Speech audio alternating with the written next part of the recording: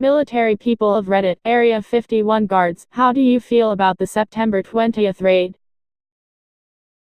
I worked security forces down the way at Nellis for a few years. I would say good luck getting in. First of all, it's just shitty desert for miles. Second, when you cross into a restricted area which is clearly denoted by many posted signs or painted on the ground when not dirt, lethal force is authorized, no questions asked. But I would imagine that you would have to get in pretty far before lethal force is actually used.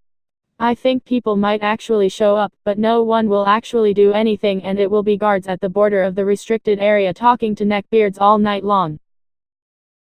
Why wouldn't they have just moved everything to Area 52? Well, I have my appointment to turn all my gear in tomorrow and get the fuck out of the army, so those fuckers better not mess with that. That being said, ain't shit gonna happen.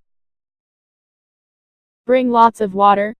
It gets hot in the frickin' desert and it's miles to get to anything. Governments are already covertly weaponizing social media to wage nano-targeted influence operations. Don't be surprised when, like always, you have unintended consensuses and inevitable blowback. What's happening in my view is an alarming trend towards what some describe as post-factual reality, and what I would characterize as the potential emergence of a new dark ages.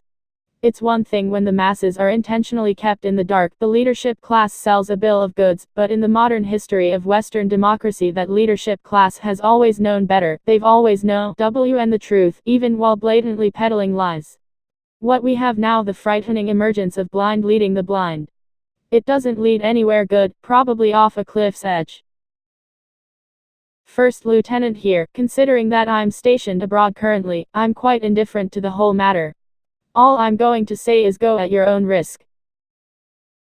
The biggest thing that worries me about all this is the chance that you end up with some stupid kid there and starts screwing around, like they're carrying to get a reaction out of guards, and is going to end up getting themselves/others shot. Of course there are some of the best trained guards there, and even a worst case situation will be handled well, but I think what a lot of people forget, especially from what I see of comments on Reddit, is the effect having to shoot someone, or worse, has on someone. I know people can point out corrupt cop stories and the like, but when it comes down to it, often the cops/guards are often victimized too. I truly hope nothing bad happens, and hope people remember that the guards don't want any of this, especially to start shooting civilians.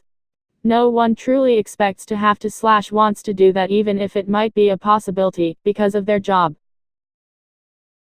If anyone is curious as to what happens when you try to storm a top-secret military installation, just look up what happened at NSA on FT Meade.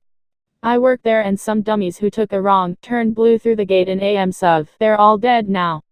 Car was littered with 100 rounds of no remorse. That was a fun day on lockdown. Thank you for watching. Please like and subscribe.